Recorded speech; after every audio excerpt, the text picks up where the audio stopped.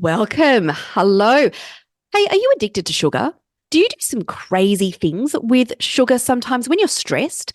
Like me, sometimes I hide away in my car with cherry ripes alone and scoff them. Look, did you know also that sugar actually occupies the same neural pathways in our brain as alcohol? Well, Jolene Park is my guest today. She is the gold star expert on sugar, grey area drinking, stress, and so much more. She's actually a bit of a mentor to me, although I don't think she quite knows it yet. Stay tuned. Everything she says is so valuable. Let's go. Welcome to the De-Stress for Success podcast. I'm Isabella Ferguson. In my early 40s, I bowed out of a 20-year legal career. Decades of running on high anxiety and drinking alcohol to cope had taken its toll on my nervous system, and I was burnt out. Now, as a 48-year-old corporate speaker, counsellor, coach, I'll interview the experts, ask the questions you wish you had the time to ask, and I'll deliver some practical tips to you. I'm glad you tuned in. Now let's de-stress. Today, I get to talk to Jolene Park, functional nutritionist, grey area drinking expert, TEDx speaker. I'd say one of the originals of the modern sober movement. But today we are talking about something quite different. We're going to delve into the connection between sugar and stress, which I receive a lot of emails about and have a lot of conversations with people about, and might have a vested interest in myself. Jolene, I had the pleasure of meeting when I studied under her doing the Nourish method for coaches and health practitioners, an amazing course. Welcome today, Jolene. Thanks, Isabella. It's so good to be back with you. This is great. I'm looking forward to this conversation. Yeah, me too. Me too. And look, if my glove box full of cherry ripe wrappers is any indication of my sugar issue, I'm really excited to learn about everything you have to say. So I begin these conversations by asking every guest two questions. How do you know when you are stressed? What are your go-to methods at the moment of de-stressing? Wow, that's a great question. How do I know when I'm stressed? I'm in my head. My head is whirling and swirling and ruminating, and I'm not in my body. And when I'm embodied, there's a calm. There's a calm within my muscles, like they're more unclenched, and my mind slows down. I think Yeah. it's interesting. It's like the mind is my cue. The more it starts racing. Mm. Yeah. Yeah. Yeah. Yeah. How are you de-stressing? Because I know that you're a great advocate for really exploring and experimenting with lots of different options that people can find to relax, de-stress and regulate. What are you trying at the moment that's working for you? My favorite thing, because you know too that I'm all about, noticing. And if you don't notice something, get rid of it. We're all busy. So don't waste your time with things because you think you should or need to. You should actually notice, something when you're doing these resources. And the thing that I really notice is walking barefoot at Mm. sunrise on the beach. And I notice it throughout, later in the day. I just feel more calm, and more energy, and then I sleep really well. So Yeah. that's what I notice. And there's no expense to going outside and walking barefoot and that direct sunlight. Like I take my glasses off and I don't wear my contacts and I'm so blind. So I walk down the beach. um, but there's something about that early morning light. I mean, I don't look right at the sun, but early morning light, in the eyes and the skin, and just the hormone response with melatonin Wow. and serotonin and oxytocin and endorphins. And I feel it. I feel it with my energy, my sleep, my mood. It's profound. So that's my favorite thing right now is that circadian rhythm balancing with sunlight and the ground. Oh, I just loved hearing you say walking on the sand barefoot in the morning. My whole body just relaxed as I even heard you talk about it. Must be why I love the beach so much as well. Sugar and stress. I work with a lot of lawyers, barristers, women that are caregivers. Sugar and stress. There's always this funny old link. Can we become addicted to sugar? Is it something that we can? I think absolutely. I think it's highly addictive. Right. And sugar and alcohol run the same pathway in the brain, and alcohol breaks down into sugar glucose molecules. Ah, So we're dealing with the same piece. And so if we don't get to the root physiologically, emotionally, energetically, we just switch one substance for the other, but it's the same physiological response, and it's very addictive. Yeah. okay. So, what is the physical connection between chronic stress and sugar that can keep us in a loop? I've heard you talk about this loop before in one of the components of the course that I've done with you. Is there a loop there? Would you mind explaining it? Well, I mean, the physiological connection is, everything, nothing's an island in the body. The arm bones connected to that whole, I think there's a Mm, song about that or something, yeah, but insulin and adrenaline, cortisol, are yeah. very closely connected. So when one goes up, the other goes up, and when one goes down. And so cortisol is the stress hormone. So when we are under stress, the body dumps out a lot of cortisol. And Mm. so if there's a big rush of cortisol, we need to match that with insulin. And then what goes up must come down. So we've got high cortisol and high insulin. And then the body's going to work to pull that down. And then when that comes down, then we have low insulin.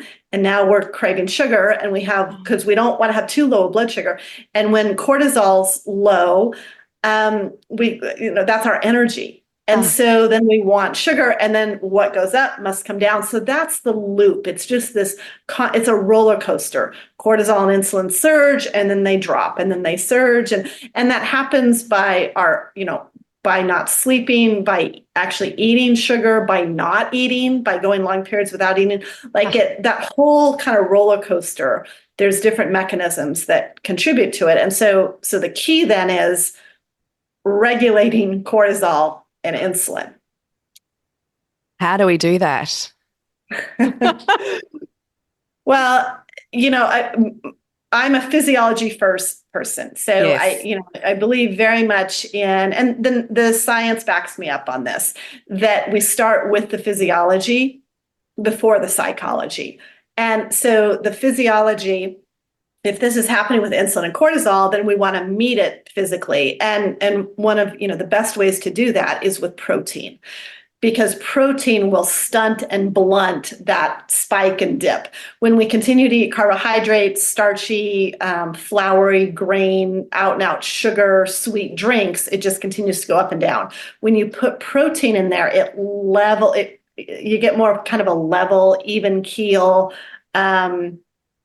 mode of blood sugar for about 4 hours. So protein is one of the best things you can do. And any type of beans are also one of the best things Yes, to beans. do. Yeah. Beans, which can also, they can be a protein source as well. But beans with the soluble fiber, they soak up adrenaline and they Mm. stabilize blood sugar. So I love beans for curbing sugar cravings and for really getting in there and blunting and stunting that whole insulin cortisol piece. So going, meeting physical with physical adrenaline and insulin with physical protein and beans is a great foundation to begin with. Yes, and that is something that I it was a key piece of information that I took away from you that I talk to clients about, particularly when you're really stressed or you're in those early days of giving up alcohol. Regular hits of protein in your diet every 4 hours, starting with breakfast. It's amazing how many women will just skip food. You'll have your coffee on an empty tummy, and then there'll be sort of nothing really nutritious throughout the day, and you get to 3 o'clock. And I imagine at that time, you're more susceptible then for really reaching for sugar. It's that 3 o'clock slump, and people go a bit crazy, i.e., me. It also seems to me that our body is almost craving predictability as well as routine. You're kind of trying to pull it out of um, flight fight mode in some sense. Uh, so I imagine having a fairly good consistent routine with nutrition, exercise is something that would help as well. Is to sort of help with those cortisol spike. Yeah. So predictability is that emotional nutrient. It's a regulation. It gives the cue to the brain and the nervous system that we're safe. So the body's always reading the environment moment to moment. Is there a threat or are we safe? And predictability gives the message of we're safe. Whereas when things are chaotic and there isn't a routine, there isn't predictability, then that in and of itself releases cortisol because, preparing to either flee or fight because there isn't a sense of safety, predictability. Yeah. And as you know, too, I'm a big believer in the going back to the basics. The little things done consistently make a big deal, make a big impact. And so there really is something to just that consistency of predictable eating. I mean, we all know with small babies, if they don't eat on a predictable routine schedule, it's chaos. I mean, they're miserable, we're miserable. Small babies have to have that routine because there's a safety, there's a rhythm that the nervous system runs on. And so as adults, we let that, we go out the window and we go long periods without eating. And I know it's not sexy. I mean, I know it's not regular eating. But I also, with this work, it's so much of like, don't take my word for it, like experience it. Yes. Give yourself 7 days. Don't just listen to me, talk about it, but actually try it. Like actually eat some protein within 30 to 60 minutes of waking. If you're really trying to get past the sugar craving piece, and then eat regularly for 7 days, like every 4 hours, eat again, eat some protein. And if you're just like, I feel no different, there's no change, then great. I mean, that's the not great, but that your nervous system needs something else because not everything is for everyone. But this is such a foundational biological piece for so many people that most people, it's noticeable. They're not there. It's not like I don't know. I mean, I don't really know if I noticed something one way or the other. It's usually pretty profound with regular protein where people are like, I mean, I'm blown away. Like I thought this would be kind of silly and it's like kind of simplistic, but when they do it, it's notable. And we can also see it on blood results. Like when I work from, the nutrition standpoint, after about 6 weeks, triglycerides come down, cholesterol can stabilize and regulate.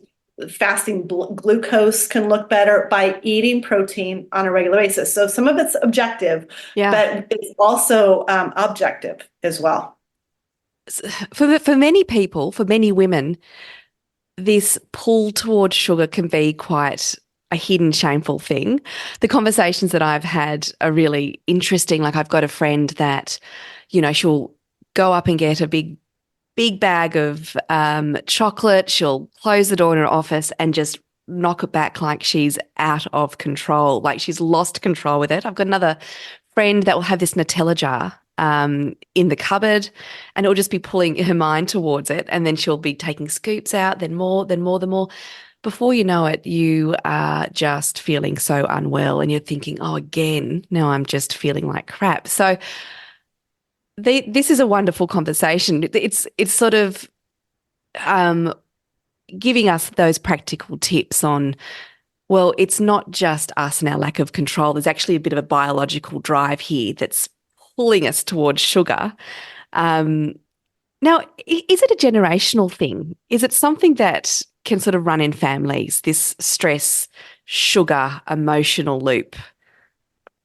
Absolutely. So this is the epigenetics of, Ah, these patterns are passed on. So when we get squeezed, what's kind of the weak point? And for some people, it's that sugar point, and it's an epigenetic pattern that is passed on. For some, it's that pattern of alcohol. For it's so yes, there can be a generational piece. And I actually wrote down there's a study I'm aware of in the Scientific American 2019. And studies suggest that people who experienced a lot of stress in childhood have a stronger preference for sweets later in life. ah, There are very direct connections with that early adversity and not feeling nurtured, protected, guided, that feeling seen, soothed, all those kind of regulating yeah, pieces. And it's not always what happened to us, but sometimes it's what didn't happen. yeah, Just some of that developmental trauma, or, because caregivers were otherwise occupied, or and couldn't kind of soothe, and it wasn't abusive, but just couldn't soothe in the way that was needed in the time. And so sugar initially feels soothing. It can give kind of yes, it can slow down the system, kind of that lethargic, grounded comfort. Um, and so it becomes that emotional piece. And so you were talking about, some people, about like, oh, kind of hiding, with the yes, chocolate. yes. And I mean, I certainly don't come to this conversation as a purist of like, I never eat sugar, have never, I mean, that was my entry into alcohol. Was I was, sugar. I was a sugar binger. And then I found to just relax, like I said at the beginning, to slow my mind down, to soothe. And then I discovered alcohol in my late 20s, because I would kind of take it or leave it, but I discovered it in where it really shut my mind off. And I thought, what am I doing with sugar? Like, alcohol is such a quick elixir. Yes. So I don't come to this conversation, a purist, standing on kind of, the high level here, talking down. I mean, Yeah. this is a conversation near and dear to my heart, with my own experience. And it's always, it's given ourselves grace of when there's that, like, oh, I want to eat the chocolate, or kind of hide. And first of all, it's the curiosity of what's possibly deficient or depleted. And if the gut microbiome is off, like if there's an overgrowth of candida, if you grow yeast in a petri dish, what Yeah. makes it grow is the sugar. And so sometimes, again, this isn't like a psychological, there's something wrong with me, and why can't I get control around sugar? If there's these microbes, in the gut that are saying, feed me, that, it can be that too. And it's there's a lot of, different components to that. But then also emotionally, like what are we feeding that's not feeding us in return, or what in life is weighing us down?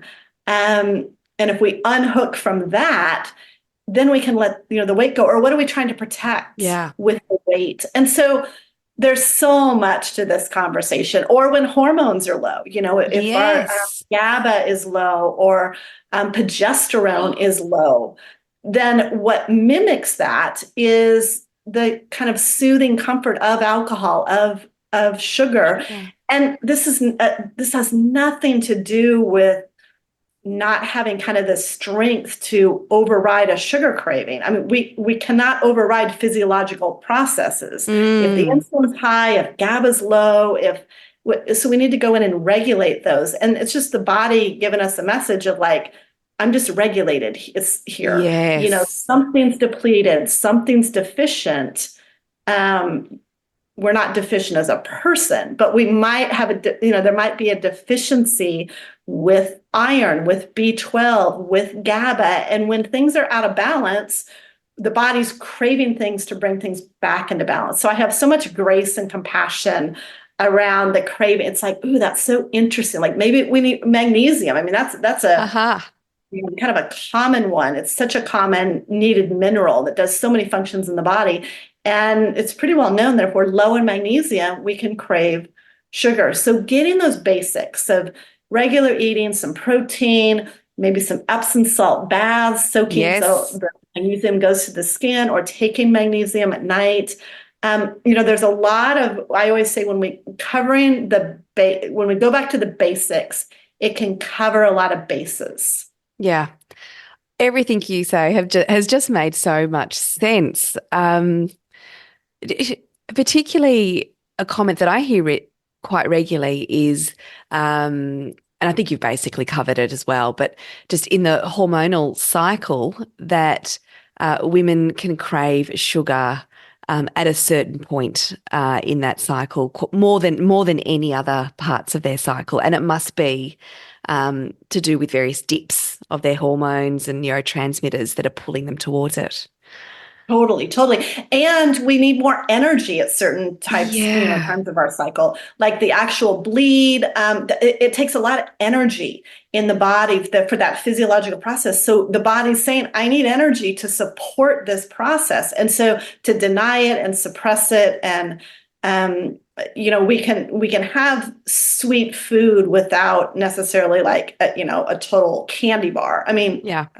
I'm not saying don't ever eat a candy bar, but there's ways to have that sweetness, Yeah. like a sweet potato, or there's sweet berries and that type of thing. And the body's really calling for that energy.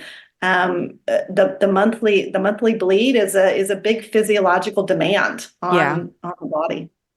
Um, I- I've said it so often before that I have certainly had a propensity to reach for sugar. And when you were talking about um, children that might have reached for sugar as kids, I most certainly was one of those um, kids. And I can remember walking around with a massive, massive M&M's packet in my jacket, and that was just mine to self-soothe as I sort of walked around as I was shipped off to a university out of state, being really stressed. Sugar was my go-to, and I don't think I really recognized it.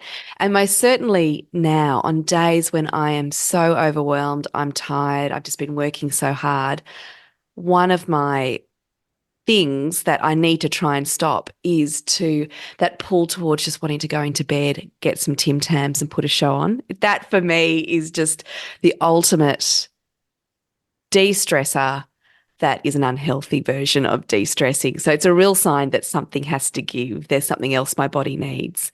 And I'm loving all of the tips that you've got, that if that is something that you're in a loop of, there are things we can do. There are things we can do. So I know we've spoken about it, but what would be your hot tips if you're just finding yourself in a bit of a stress, fatigue, sugar shame loop? Where should men and women go to first? Well, I mean, you mentioned how you innately knew that you want to just go to bed. Yeah. And so I think, first and foremost, not always trying to that we have to override something. So when we have deep rest and sleep, that rebuilds the neurotransmitters. And when our neurotransmitters are depleted, then our energy is low, our mood is low. So then we tend to reach to sugar to boost our mood, boost our energy. So sometimes just that stillness and the sleep, and not always the constant hustle in Yeah. and of itself can be, Yeah. a way to, like, if the body's always hustling, it needs energy to hustle. Oh, If there's never any downtime, we've got to fuel that some way. So sleep can be one of the best weight loss drugs. I know we're not necessarily talking about weight loss, but yeah. Yeah. just rest in and of itself, and giving ourselves that grace to rest. But I just like to kind of always look at the comprehensive side of, nourishing ourselves. It's not just about what we eat. So I mentioned some of the things of protein and magnesium and good healthy fats, like, those are good nutrients, but also nourishing ourselves spiritually and with Yes. relationships and with leisure and the emotion, or the relaxation. And there's been studies too. I mean, there's been reports. I think NPR here in the US did a story the cortisol connection and weight loss. And like Ah, people would, go to the beach or go on the cruise, and they're eating sugary, starchy food, but they'd come home and be down like 5 pounds. Now, some people go on vacation and they're up 5 pounds, yeah, but that's me. the point they were making is that they were in a relaxed state. So their cortisol came down and then their insulin came down. And it's not always about what we eat. It is. I mean, we can use food to be, supportive, but it's not the only piece. So the point is that, having that leisure vital nutrient, like what do people do for fun that also feeds them? How do they relax and settle their nervous system? And are they getting deep, nourishing sleep? Is there, a community that they feel really fed in and nourished by, and the spiritual side? So I would say, it's kind of the things that we've mentioned, but also just looking at that comprehensive approach, that it's not always, and everybody's different. Not everything works for every person. I'm hearing echoes of your amazing Nourish method that we can apply to helping people drink less, to sugar as well. Um, it's the full 360 approach to, well, let's look at all aspects to see how you're regulated, how you're coping, how you're connected. We can also apply that to sugar. That makes a whole lot of sense. Yeah, it's funny you say that, because I'm right in the middle of re-recording some things for my Nourish coach training. So it's very much on the front of my brain. I've been talking about that piece. So Oh, that's where my brain has been. Yeah. well, Jolene, you'll love this. I'm week 1 into running a 6 week. We call it a 6 week challenge. We're a bunch of women, 8 to 10 of us. They're all wanting to drink less, and we've just done the last week of really delving into everything that I've learned from you when it comes to Nourish, and we're let's approach the physiology first before we go into some of our cognitive stuff. It always works so beautifully. They have looked at some of the work that I learned from you around how to gauge what you're deficient in terms of your neurotransmitters. Screaming GABA. They were all just super low in GABA. And of course, if you're deficient in GABA, you've got, a bit anxious, you're a bit panicky, you crave alcohol. I suspect you crave sugar as well. It has empowered them so much to really look at lifestyle changes, nutritional changes that they can do to get this to, I guess, gain resilience in their own nervous system to support themselves with alcohol. And I can see also a connection there with sugar. Gosh, the work you do is it's backed by the evidence and the data and how people feel. It's very empowering. Thank you. Yeah. It's so liberating when we look at it through the physiological lens. Um, because that's another piece, where we've looked at it cognitively and like, oh, I need to do better and Mm. mentally figure this out and intellectually understand it more. And that just makes anybody want to go to the bar or the bakery, and Yes, the drink and eat bakery. sugar. So, but when we look at it of like, it's this amazing physiology, and it's truly fascinating and amazing. And when we work with it and not against it, I mean, the body's just trying to keep us alive and Yeah. keep us in that optimal state. I mean, moment to moment, it's working to, keep pH levels balanced and keep our blood sugar balanced, and different minerals in this balance. And so, and understanding and kind of that appreciation of like, it's so cool what my body's doing. Now I want to work with it instead of against it. And with that too, I also want to say that, this isn't about this purist kind of perfectionistic No. thing. So I think sometimes we get into that too, of like, no sugar, and sugar is bad, and I want to be good, and I want to, Yes. it gets Fixated. Yeah. really messy. And sometimes the sweetness in life is to just have a really, yummy, delicious fresh made scone in London with the clotted cream and jam and so it's not about like complete deprivation, and everybody's different and everybody has a scale of like kind of where their tolerance and tipping point is. But sometimes I will say to clients, around sugar, or it's like, so what's the negative ramification? Like you were saying, like when you eat those M&Ms. Yeah. And sometimes, often, there isn't. And the positive is it was soothing, and it was a little sweetness when it was just a hard afternoon. Yeah. And what was the damage it did? Nothing. Nothing. And so I think we also need to just kind of name that too, that this isn't about this like this perfect, I never eat sugar, and again, some people with different intolerances and where their gut microbiome is and kind of where they tip into like a real addictive process. Everybody, you have to work with the individual. But often when I talk to people, a little sugar here and there, even when it's just like, I am eating emotionally, I need this comfort. I'm going for it. It's the space I'm in. And when we name it, we can just kind of take the heaviness out of it.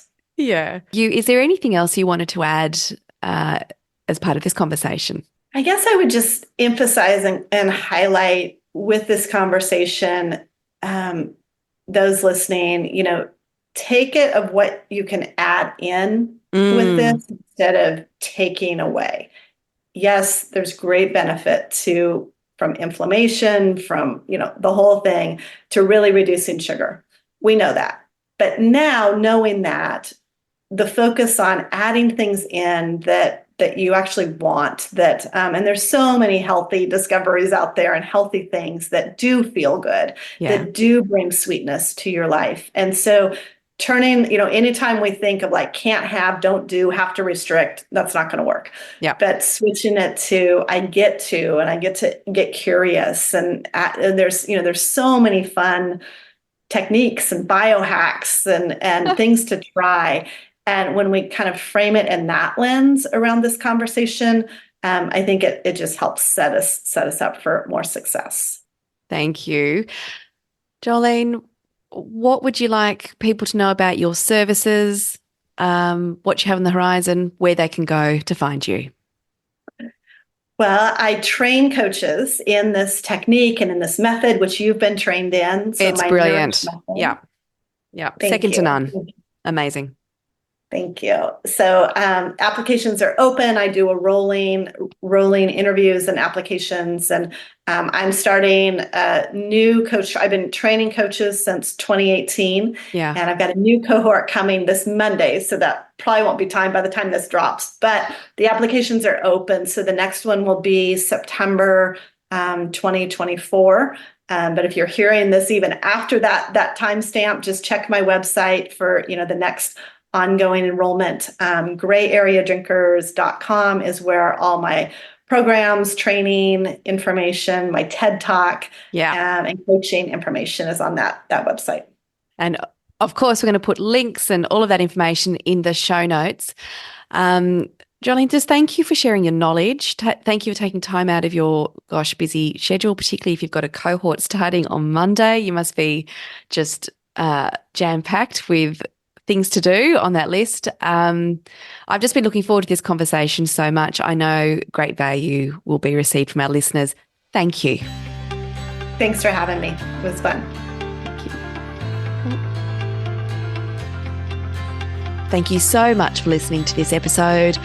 If you enjoyed the content, please don't forget to rate, subscribe, or leave a review about this podcast. These 3 things really help to get this podcast out to people that might need to hear it. You can find me at www.isabellaferguson.com.au. Jump on my website, check out all the resources I've got there about alcohol, stress, and burnout. You can also book in a free introductory call. It's a 30-minute confidential chat.